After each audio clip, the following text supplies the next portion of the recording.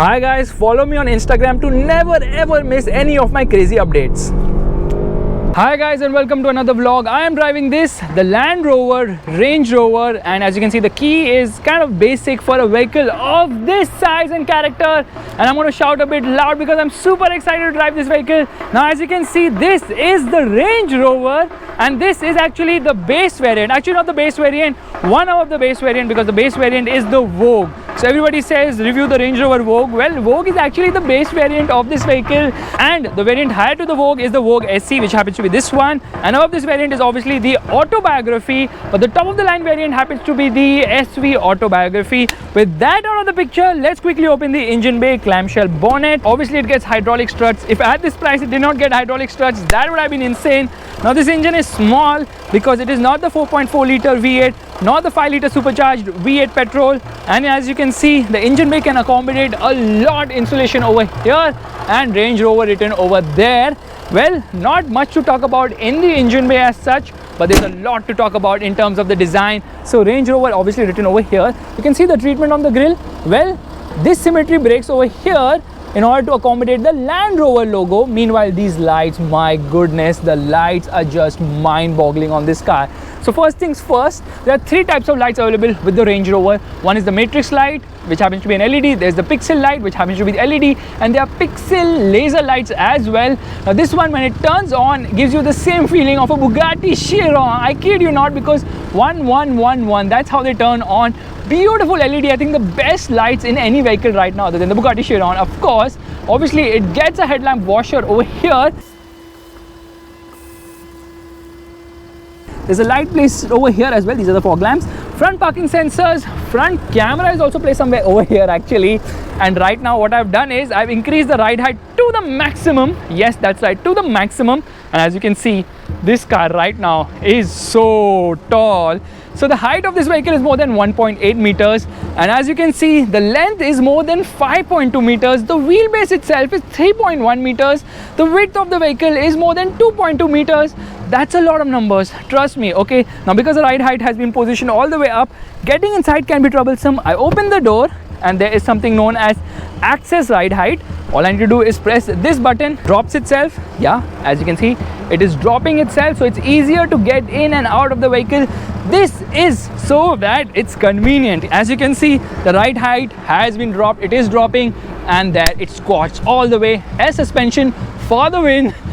Just look at it, from an off-road monster to a road going slick SUV in a matter of seconds, thanks to the fact the air suspension really transforms the ride height from low to high and vice versa. Any which ways, another cool thing about this vehicle is, wait a second, I will show it to you. So I did not close the door properly, but I don't have to worry about it because see, the door isn't closed. It has something known as soft door close. Again, the door didn't close, it pulls it inside. It's known as soft door close. That's again a very cool feature. Meanwhile, over here you get these vents and L written over here to signify this is the long wheelbase variant, and you can see this line, it runs from here and it keeps going on and on and on and on and on and on and on and on, only to be interrupted by the door handles. And of course it meets the tail lights, and the tail lights are absolutely mind-bogglingly beautiful. Just look at them. These are the best lights, period. No competition, no arguments. Square ones, lot of detailing. Obviously these are the brake lights, but when you turn on the indicator, the lower ones actually work as the indicator and they turn orange. Supremely cool, isn't that? And there are more attention to detail to talk about. First and foremost, you can see obviously this is the A pillar, but that's about it, because you get the B pillar, but over here there's just glass everywhere. There's just glass. Obviously you get the D pillar over here, but there's glass between over here, so there's no C pillar as such. There's just glass. In fact, if I open the door right now, I'll show you something. Over here you get the logo, and there's a camera over here, of course, and there's a logo projection as well. So in the night when you turn on the vehicle, it will project the Range Rover logo over here. Now let's come to the rear of the vehicle. The design looks really very nice. Range Rover written over here, Vogue SC written over here, the variant, Land Rover written over here, and reverse parking camera over here. Can you believe what is this exactly? Well, when you use the rear wiper, it sprays from here to clean the rear camera as well. And guess what? You can't even see the rear wiper because it's hidden under the rear spoiler. Yes, that's right, there is the rear wiper. This is the rear spoiler. There's a light here as well, shark fin antenna. And really this car, or this SUV, is mind-boggling. Like, I'll show you something more cool. Okay, look at the size of the exhaust outlet. It's crazy. And look at the sort of diffuser at the rear. Twin exhaust, of course. And from the side, I mean, it's just endless. I'm walking, and it's never ending. I just keep going on and on and on. That's how long this vehicle is. That's how huge it is. Whenever I go, wherever I go, people just, move out of the way, and they're like, oh God, something is coming. There's another trick up its sleeve over here in terms of its wipers. So it has something known as winter mode. When you press that inside the instrument cluster, it will take the wipers up by 6 inches so that the wipers don't freeze in the snow. Woo!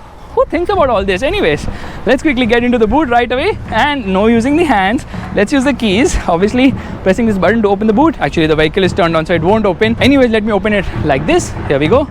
And there it opens. Now the Range Rover has a party trick up its sleeve. It's known as a split tailgate. I mean, that doesn't sound really fancy, does it? Well, this is the first tailgate. The other one, press a button, there it opens. And you know why it is like this? So that people can actually go for a picnic by sitting over here. How cool is that? Like, I am sitting here and wondering and admiring or listening to songs. Kiki, do you love me?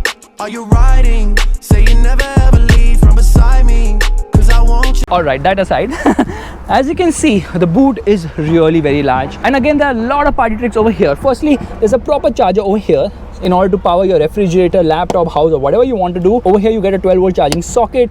Large boot, lot of buttons over here. What are these buttons? Well, this is to increase or decrease the ride height, so it is easier to load in luggage. And how do you do that? You press this button, the suspension will drop.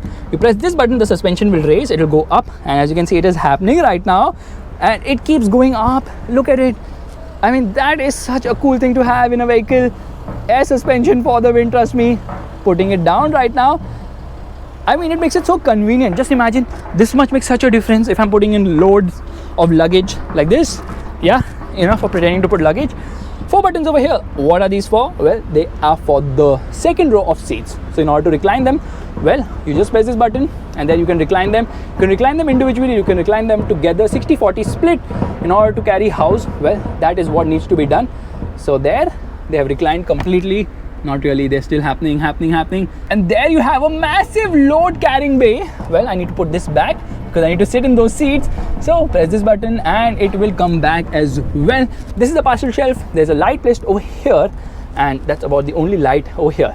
Now you might be believing this is a Range Rover, so it has to go off-road. And what if when you're going off-road, all of a sudden your tire gets punctured? How will you figure that out?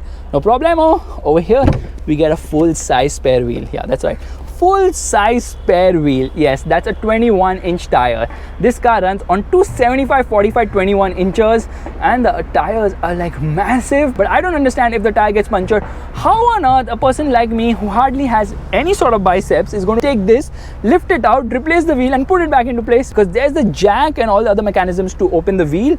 It's very difficult, trust me. It is a tough task, but kudos to Jaguar Land Rover to give a full-size spare wheel. Who does that? C-Class doesn't get a full-size spare wheel. A Range Rover gets a full-size spare wheel. Oh my God! Anyways, you get this KFC pamphlet. Maybe probably, someone's eaten in the sky and forgotten to throw it away. And because Swachh Bharat, I will not throw it over here. So over here you get the first aid kit, and these are actually tools to open the spare wheel, probably, I guess. Anyways, in order to close the boot, I can just press this button and this will rise up. Well, if that is inconvenient and I don't want to press 2 buttons, first let it come out again. Yeah, I can just press this button and both of them will go up together.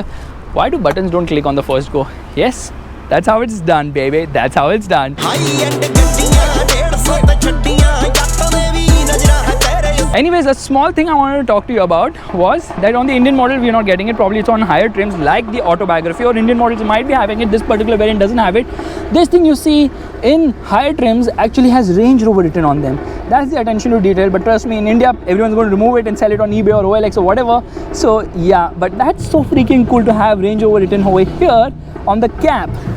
Cool, isn't it? And obviously 5 lug nut Land Rover written over here. The disc size is massive. You know what? It gets a brake drying function as well. Now it's high time I get inside the vehicle because I've just been roaming around and around and around, and I can't get enough of the soft door close. Okay, just check this out. Okay, pulls it inside. That's so cool. Anyways, it gets a request sensor on all doors for the passive entry. Meanwhile, the door is massive. Oh my God, it takes so much effort to open the door because it is just massively massive. Okay, now before you guys get too excited and ask me the obvious question, this or the Mercedes S-Class in terms of comfort, let me tell you that first you need to look inside. Okay, this is the S class of SUVs. The GLS is not, trust me. This is the S class of SUVs. Okay, just see the amount of space on offer. Look at the leg room. My god, I can sleep inside. Actually, I slept last night inside this vehicle itself. So there's a lot of space. Seat is very comfortable, but this is not the top of the line, so it doesn't get the individual seats. Otherwise the top of the line actually gets individual seats, so 2 seats, and you get a champagne flute in the center, refrigerator and whatnot, heating, cooling, whatnot functions as well, massage too. This doesn't have any of that. Let's quickly get inside. It's Kanye when you need him. Snatch the mic from him, bitch. I'ma let you